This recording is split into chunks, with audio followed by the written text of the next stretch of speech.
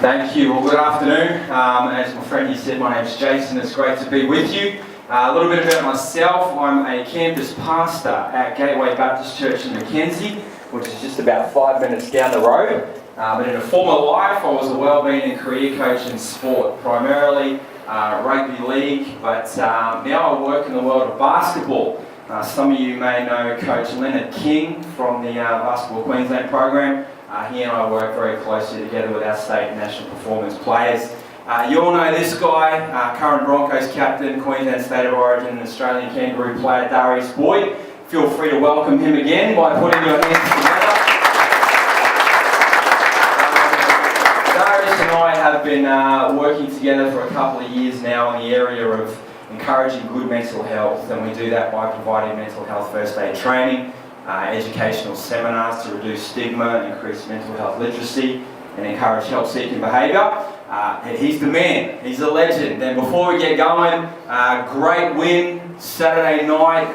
You showed the Titans what time it is. Mate, how are the Bronx looking on the road to the finals? Yeah, obviously it was a special game, one of those ones that doesn't happen very often, but the week before we really didn't play well, and we did speak about that through the week, and we had a tough training week and a tough few sessions in the video room, and some honest talking between the group, and we knew we needed to play well, and obviously to play.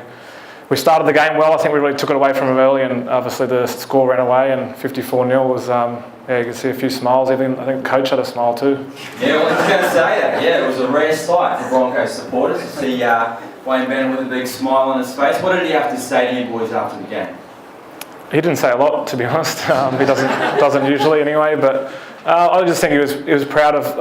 All week we spoke about what we wanted to do on the field. Obviously, like I said, the Parramatta game the week before wasn't us. It wasn't up to our standards, and we spoke about that. And then you can say a lot, but to go and action it and do it on the field means the most. And that's what we did for that 80 minutes. And it was a very complete performance, and one that we won't forget very anytime soon, I guess. A couple of years ago, Darius filmed a documentary called Battling the Blues, which aired on the ABC. I'm not sure how many of you have seen that, but we just want to begin our time this afternoon by showing you the introduction video to that particular doco, and then we'll continue to chat. So hopefully if this technology works well, we should kick off without a hassle.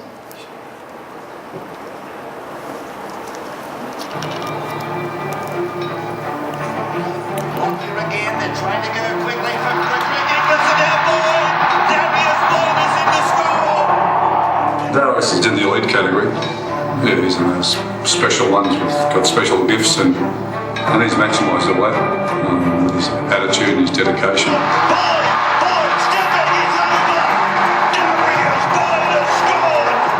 He's basically done it all when it comes to rugby league.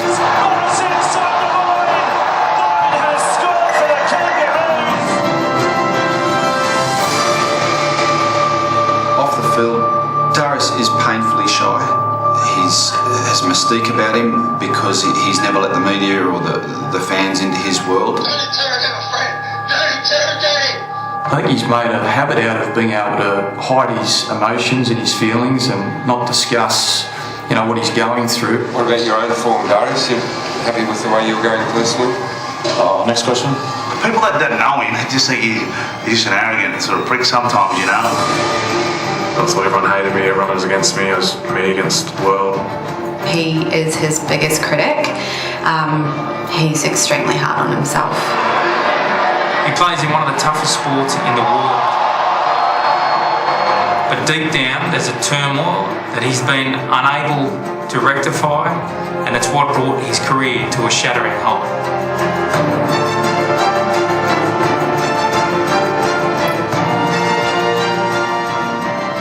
So Darius, what were you hoping to achieve by filming the documentary Battling the Blues? The main thing I think was just to be really open and honest. For such a long time, probably through my childhood and other things growing up, I really I didn't like the hype and everything that come with rugby league. I played rugby league because I loved the game from a 6-year-old boy, and but obviously the media, the scrutiny, the attention, the spotlight, everything that comes with it.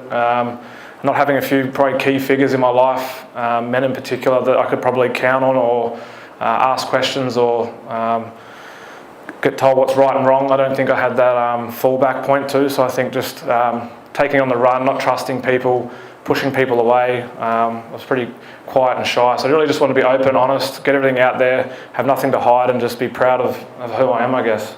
In the documentary, you'll discover that Darius' family has a history of mental ill health, including his mother. And as Darius grew, he excelled on the footy field. There was one game there where he scored 15 tries in one 14. game. 14. I think he was under 8s or 9s or something like that. 8s. I've been doing this with you for like 2 years and I can't even remember the details. But off the field, things weren't as great as he would hope. There were some father-type figures in his life, including his biological father, who were no longer there, and that was pretty hard for Darius. As a young man, he displayed behavioural symptoms that indicated that he was battling with a few things. But then in 2014, you had the Newcastle Knights. Things weren't going terribly well there. Tell us about some of the darkest times of your life in 2014. Yeah, I think rugby league's been my number one in my whole life until a couple of years ago. Rugby league was the be-all, end-all. If I didn't play well, the team didn't go well, we weren't having a good month or a good period, then life for me wasn't great. So that would affect obviously friends, family, my wife. For instance, we play on a Friday night. If I had a loss, didn't play well, didn't have to be back at training until Monday or Tuesday, then I wouldn't leave the house until then. Didn't want to go to the shops, didn't want to see fans or people ask me what happened, why aren't you playing well, what's going on, this and that. And it just kind of got in a spiral. I think it was one time we lost 7 games in a row, so I probably didn't leave the house for a long time, which is obviously when you've got friends and a family and people that care about you and support you, I kind of pushed all those people away. Yeah. And things got really low for you in 2014. Things with your wife, Kayla, weren't going too well. Tell us a little bit about that. Yeah, I just think, obviously, like I said, pushing people away, and she was the closest person to me, and it wasn't a healthy relationship for her to be in, and she decided to leave, and I think that was really the light bulb moment when she decided to leave, that I looked in my house and looked at, I suppose, in the corner and realised I didn't have anyone there to support me, no family, no friends, no wife really. I didn't have that support network that you need, there's someone that you can count on, and that was probably that light bulb moment. I realised I needed to change, I needed to do something, and I wasn't really sure what was wrong. I had a lot of emotions, as anger, sadness, a lot of those different thoughts and feelings, but I decided to go to a mental health clinic just because I knew that I needed to change. I wasn't happy, it wasn't my motivation, even for rugby league, something that I've loved since a six-year-old boy that had dwindled. Eating healthy, whatever it was, just had no motivation to cook dinner, and I knew I needed to change, I guess. Now, Darius used the words mental health facility, and I don't know about you, but a whole bunch of pictures just come to my mind.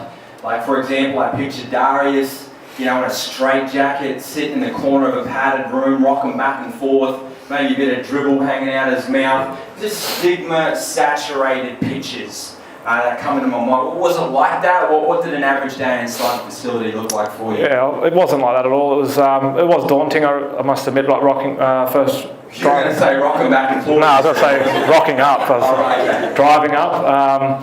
Yeah, it was obviously daunting, and like at the time I was struggling with a lot of thoughts and feelings, and really didn't have a lot of support at the time. But it was a very uplifting occasion. It was very.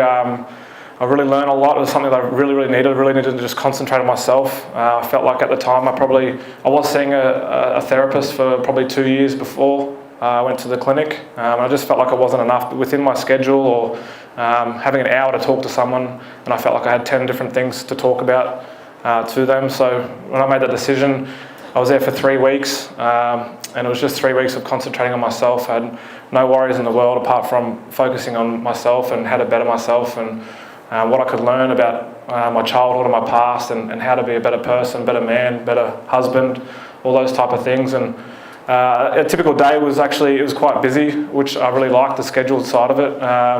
Breakfast would be at around 7 a.m. You'd have a couple of group sessions, 9 and 11 in the morning.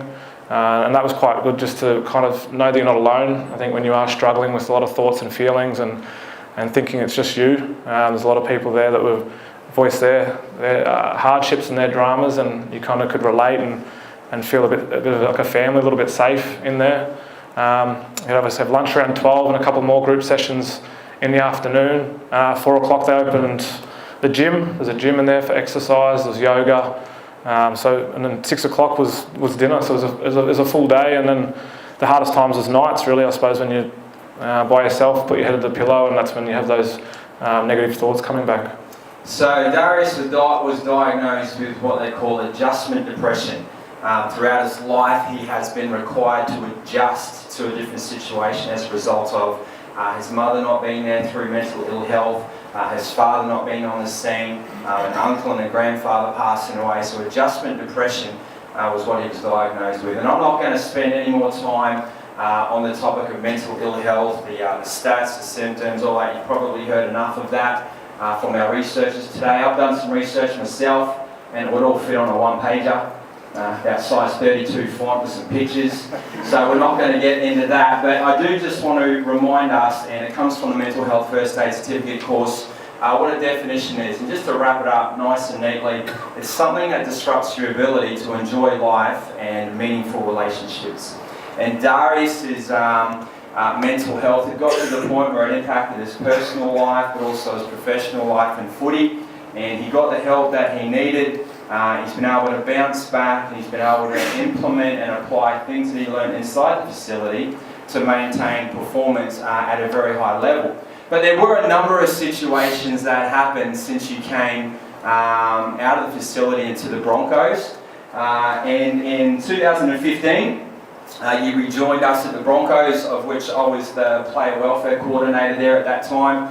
And you were in a great place. The future was looking bright, and I remember getting a phone call one morning saying Darius has gone down. He snapped his Achilles tendon. Mate, that must have been tough. What was going through your head like immediately after you snapped your Achilles tendon? Yeah, it was obviously tough, I'm not going to lie.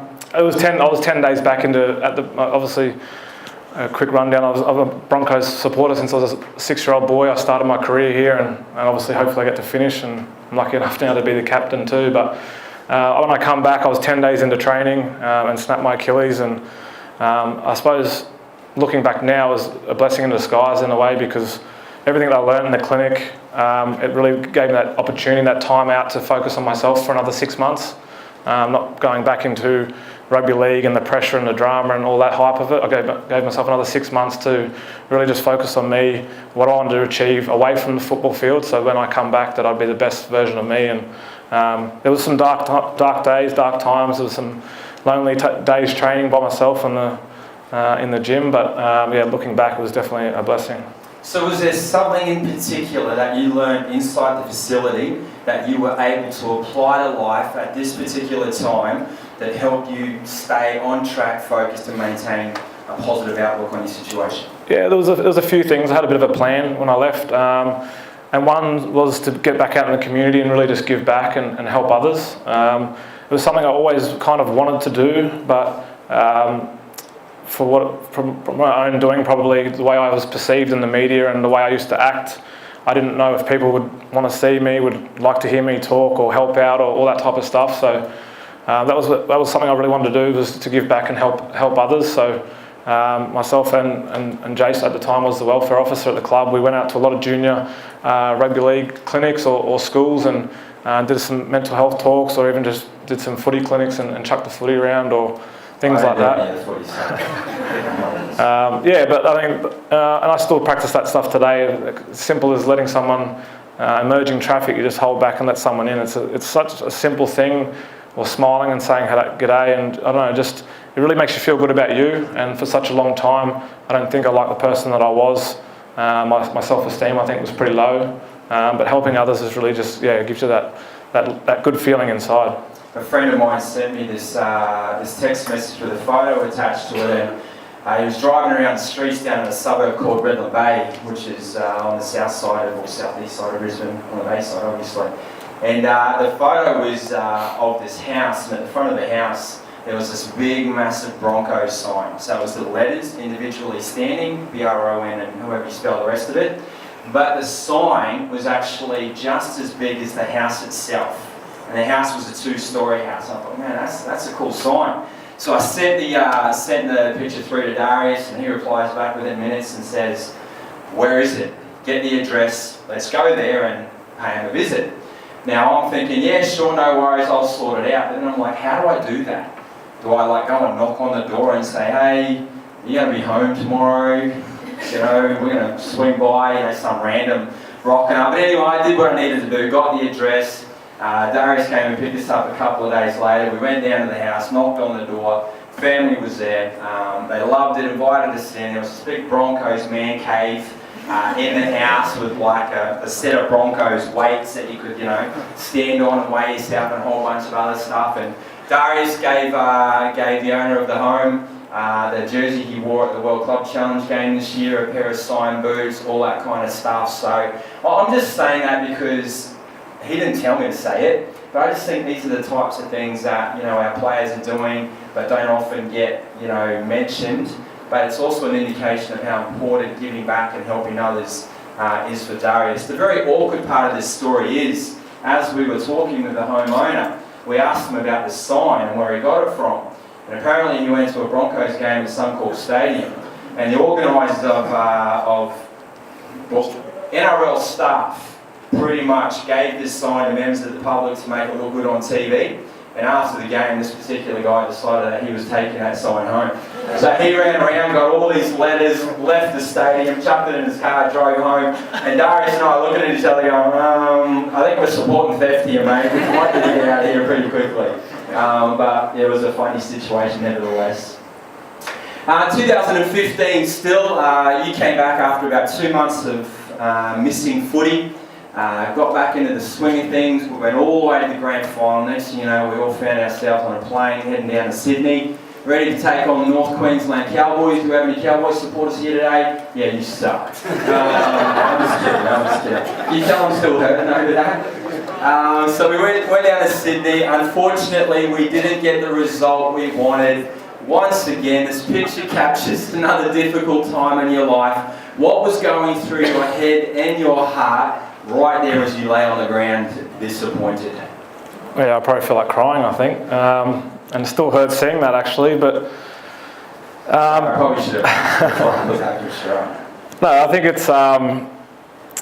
I said not long after, obviously it hurt, and it's any time I've never lost a grand final before, and they're so hard to get to and so hard to win, and to lose that way as well was very heartbreaking. But 10 days before that, my wife and I had a little baby girl, so she was born 10 days before the game, and while that loss hurt, and it still hurts looking at it now, but just to be able to go home and see a little girl, and I suppose a child, and really appreciate what's important in life. And like I said before, rugby league was definitely number one for such a long time, and it wasn't until a few years ago I realised that it's definitely number 2 or 3. And after that, while that, like I said, it does hurt, but to go home and see, and now she's almost 2, so to see her smiling, laughing and running around and saying daddy, it's it puts things into perspective pretty quickly. So that big picture stuff you just referred to then, that's obviously a skill that you learned from your time in the facility. What do you call that?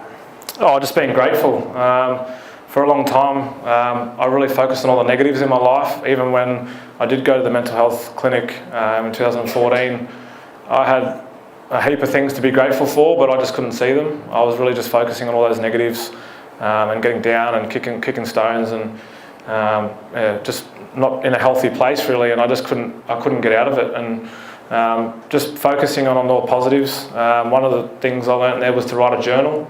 Obviously, myself, I was never a big talker. I wouldn't go and seek help a lot or talk about my emotions, but writing in a journal, the front page, they wanted us to write in there about just everything you were grateful for in your whole life to that point. And obviously, every day you open that journal, you would see that, and then every day after, it was write 3 things in that day you were grateful for, just for that day. And they could be small things: walking the dog, having a clean glass of water, having a hot shower. It doesn't have to be big things, but when you really think about it, we are very lucky to live on this earth happy and healthy, I guess. Yeah, awesome. Well, hey, let's keep moving. Sorry to keep going with the doom and gloom stuff, But in 2017, Queensland obviously picked a team they believe would win the 2017 State of Origin Series. Game 1 didn't go according to plan.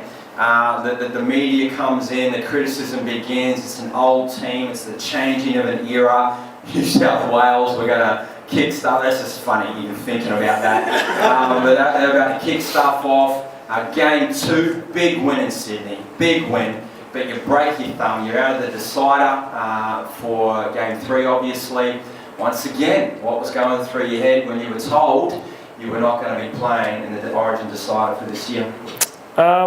It was tough, like anything I suppose. I debuted in 2008 and until this year I'd never missed a game for Queensland, so that was, originally I wasn't too bad, but then as the week went on and the group the boys will have a WhatsApp group of what they get up to and how the week's going, and the constant notifications were coming up on my phone and I wasn't there and felt like I was missing out, so turned the notifications off and didn't want to hear much of how they were going, but just having, I suppose, a good support network around me, I feel like I've really learned, something I suppose I learned at the clinic was to really be able to count on people and have some people that you can talk to and lend a hand, or even just go hang out for a coffee, whatever it is.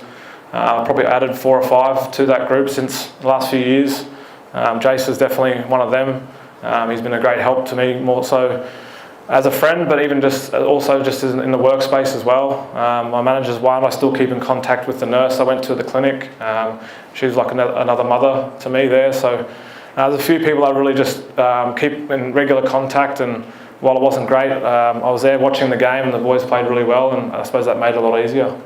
Now, there's a young man next to you who also went out with injury very early in the series. How did he face, or how was he coping with not being a part of the State of Origin side moving through the series? Obviously, Anthony Milford we're referring to. Yeah, Milf's on your right. Milf's a tricky little character, I guess. He doesn't show a lot of emotion, but you know he's a big thinker. You know he really has a kind heart. He really he thinks a lot, and I think he's a bit of a warrior as well. He would never tell you, and he always has a brave face. But I mean, he had that shoulder injury and.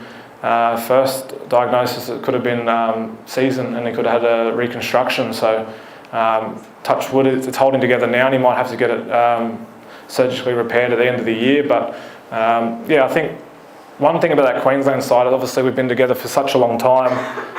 It's like a big family, and it's something that I probably craved on the outside of that. I suppose every 6 weeks of every year we go into camp and hang out with these guys. These guys have been together for 10 years plus. There's Alan Langer and obviously Mel was there. There's Trevor Gilmeister, all these ex-players, and it's just it's a really big family and a really tight-knit group. I've probably got better mates in that group than I do at my club team, and it's just something that I think really brings guys together. And we had a lot of injuries this year. Greg Inglis was another one, Matt Scott, so JT was injured for obviously missed 2 games, so and they spent a lot of time in camp, those guys, just because it's such a close group, such a bonding, united group that you really can gain strength and just feel like you're still a part of it, that people care, and you have people that you can trust, and a lot of friendship there as well. Now, speaking of the people you can trust, you've got a special relationship with your coach, Wayne Bennett. Obviously, he gave you your first opportunity out of high school playing for the Broncos. And then, as you may know, Wayne moved on from the Broncos and went to St George. So Darius packs his bag and he too heads to St George and plays under Wayne down there. Wayne then moves to Newcastle. Next thing you know, Darius has packed his bags and he's moved to Newcastle as well. And then Wayne comes back to Brisbane. Not long after that, Darius is following suit and he's now in Brisbane too. And some even thought that after Wayne was given the England coaching job that Darius would leave to England and actually start playing for them. But just a couple of things very quickly. The respect is mutual. Wayne wanted Darbs in his system as much as Darbs wanted to be in Wayne's system. But what is it about Wayne that you admire so much? He just cares about his players first and foremost. I just think rugby league is second to him.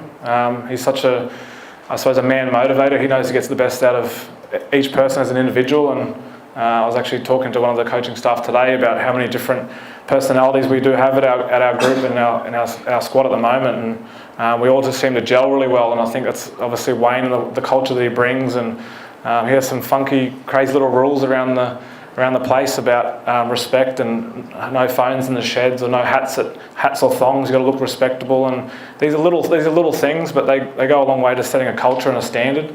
I probably didn't use Wayne enough when I was in my, I suppose, my darkest times. Like I said, I really didn't open up to anyone, but I would have been a lot worse off if I didn't have Wayne in my life. He's just someone that asks about your family, asks about your finances, what you're investing in, how your grandmother's going, whatever it may be. He just cares about you and your family first and foremost, and then obviously rugby league or your sport or your profession, whatever it is, will take care of itself if you're happy off the field. So would it be fair to say that the three big things that you learned during your dark times and with the help that you received, and those three things that have helped you continue to do what you do at a very high level, but more importantly to be a loving husband, a loving father, would be 1, giving back, acts of compassion; 2, gratitude, practicing that on a daily basis; and 3, having a very supportive group of people around you that can keep encouraging you and inspiring you to achieve your goals. Would that be a fair call? Yeah, definitely. That was kind of my plan. When I left the clinic, I come up with a bit of a plan on what I wanted to achieve and how I wanted to change things and what I wanted to do. I suppose moving forward, because the clinic, while it was awesome what I learned and the time I spent there, it was kind of unrealistic life. You're in there and you have everything for you there, your needs, everything's taken care of, breakfast, lunch, dinner. You don't have any really dramas or worries because you're there to focus on you. But when you get back out into the real world, you've got to, I suppose, get back to it and be the adult that you are, and you might have family, friends and bills and whatever else to attend to. And that was my plan coming out, and it's still something. I still have down days, still have dark times, and whenever I do, I message Jason and say, have we got anyone we can go see or anyone can go help out or lend a hand, because it's a bit like therapy for myself, going and helping out others or giving back to someone. It's such a, like I said before, it's such a small thing, but it really goes a long way. And yeah, it's just something that makes me feel good about me. If I'm ever having dark times or down days, there's a couple of things I really lean on to make myself feel better. I usually score either a free breakfast or a free lunch out of it, so usually we do something. 2 final questions and then we'll open the floor up. Athletes under the pressure or constant pressure to perform at a high level, wins and losses and all that kind of jazz, what advice would you give to an athlete who is struggling with the weight that comes with elite sport? Yeah, it's a good question. It's something that even this year, myself, I suppose there's a lot of talk about who should play fullback for Queensland, myself or Billy. And I don't think I really handled that very well in the first week. I kind of was a bit dejected and wasn't really feeling like, I suppose, I had the support of everyone, whether it was in Queensland or the media. But it was out of my control, but I kind of let that affect me. I just think, I always talk about process. Obviously you want to win, you want to be successful, you want to do well, that's obviously the key, and everyone that supports you wants that too. But when you break it down to process, the process for me is obviously doing my job to help the team, and my job has some simple things, whether that's obviously small talk, but keeping an eye on the ball or getting involved or having energy or talking, whatever it is, these small things you practice at training every day, that obviously the outcome comes from that. It's a process, and whenever I get nervous before a big game, or if we play the grand final this year, hopefully, I'll be thinking about just what I've done at training, the little short process things that make me play well, make sure I'm doing them at training, preparing well, and the nerves and the game ends up taking care of itself. Yeah, that's great. In this room, I think we've got a lot of people that work directly with athletes in one way or another. Do you have any words of advice or encouragement for those who do work with athletes, and how to look out for the well-being of their athletes? Yeah, that's another hard question. I think just really being open and very honest and talking to them. Our club's probably getting a lot better at that. I had a young kid, a 19-year-old, come up to our welfare officer at the moment and myself and asked for a bit of help and just wanted to have a chat. And you do know Walshy's here, right? Yeah, give him a plug. No, but I just thought that was huge. At 19, or 27, I barely spoke. So at 19, I think that's a huge a huge rap for him as a person and himself, but obviously our club and Walshy and everyone and the culture at our club that you can feel that you can speak up and voice those opinions or your dramas or feelings or issues you might have, whatever they may be. Just being an open ear really, because we all have different walks of life, different hardships, different backgrounds, and we're all going to need help from time to time, and it's no different for an athlete or anyone else sitting here really. Yeah, and if someone's struggling, is it weak to speak? No, definitely not. That's one thing I learnt was just to raise your hand. If you break your thumb or you snap your Achilles, you go get it sorted out. So if you've got some mental health concerns, then you better go get them sorted out too. Yeah, awesome. Hey, appreciate you, man. You're a great example in our country, in our sport. Just love what you do. Hey, we've got a couple more minutes up our sleeves. If anyone out there is thinking I've done a terrible job asking questions and have got better questions to ask, now's your time. Feel free to fire through a few out. Yes? Darius, talking about when you go into the Queensland environment for State of Origin, you've all come from various clubs. What's probably the biggest culture that happens to get you all together and band together to go out and perform? What would be the biggest influence within the squad? Well, we have I'm not sure what we call it. It's what's the team we call it at the start of the year? The emerging squad. Yeah, emerging squad. We have an emerging squad each year, and that's been going on for a long time. I think Wayne started that. So that was all young kids coming through that the selectors kind of earmarked as potential Queensland representatives in the future. So that starts in January. They get 10, 20 blokes to that. And then also each year we have 2 or 3 guys that come in as 18th to 20th men. So in other years we've had Ben Hunt and Justin O'Neill before they all played, those type of guys. Will Chambers before he played. They've all come into camp and spend the week with us. But to be honest, I think it's just been built on a lot of... I think Mel Meninga brought a lot in when he first came in. I missed the first 2 years of Mel's coaching gig. I come in 2 years after that, but I think they had a lot of turnover in players, and they kind of got a core group of players as well. Obviously the 4 great players that are almost retiring now. So those guys kind of set the way. It's like a leadership group, I guess, with Mel. Mel really brought in some, I suppose, certain structures and certain ways he wanted to see things go. And he's doing that now in the Australian team as well. And you can really see the change even in that culture of the Australian team.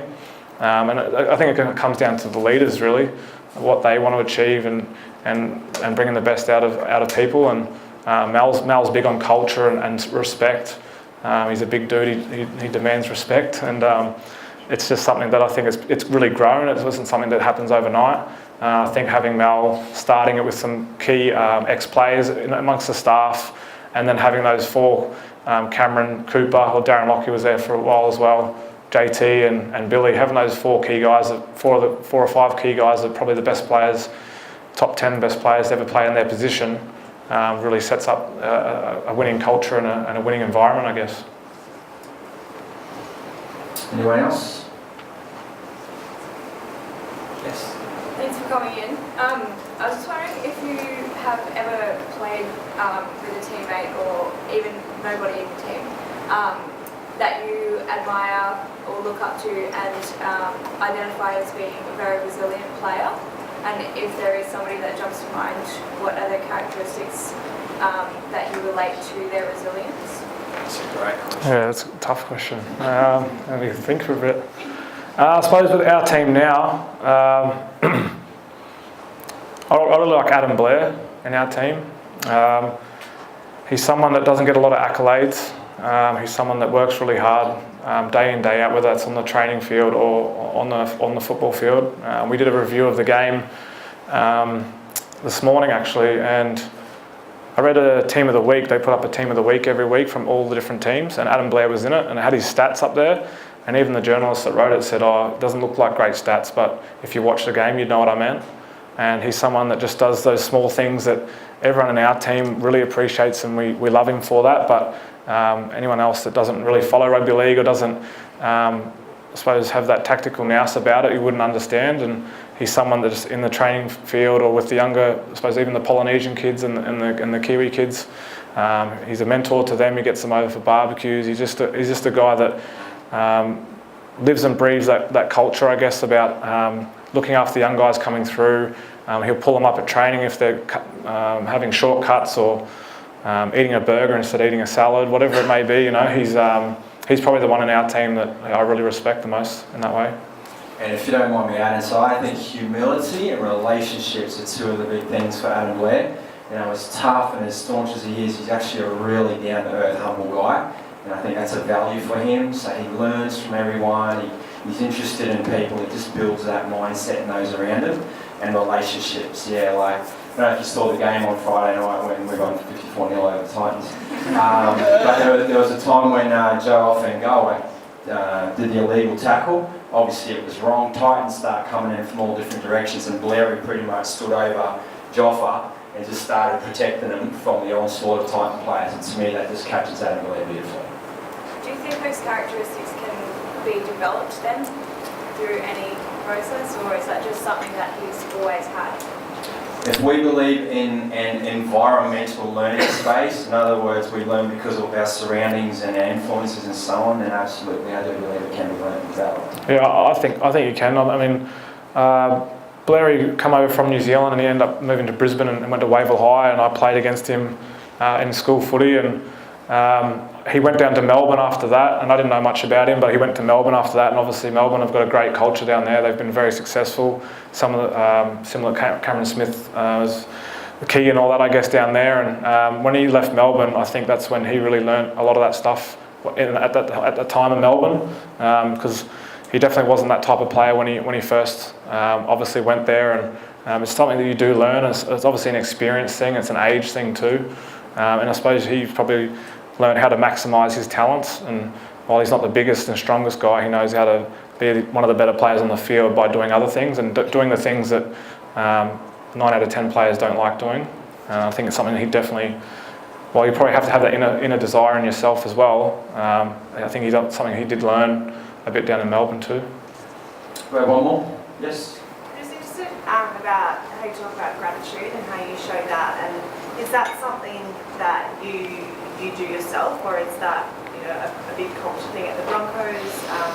Do the younger players practice it? Because I think in sport these days, a lot of young athletes are at risk of being a little self-entitled, and I guess we're just looking at bringing an element of gratitude and training in for our athletes. Yeah, I think I don't like, I don't know if I should say this, but I don't like the under-20s system in rugby league, and it's going next year anyway. So I just think when I come through the grade, I played for Burleigh Bears down the Gold Coast. You didn't wear a Broncos jersey until you played for the Broncos. And I just think now the young kids, and even with social media, I think being able to wear a Broncos jersey, go fly and stay at a hotel, get treated like you're an NRL player, and then I suppose it's probably, I don't even know what the stats are, it's probably 2% or 5% of 20s players go on to play NRL. And I think it's a big reality check, and obviously when we're talking about mental health, it's obviously a huge concern.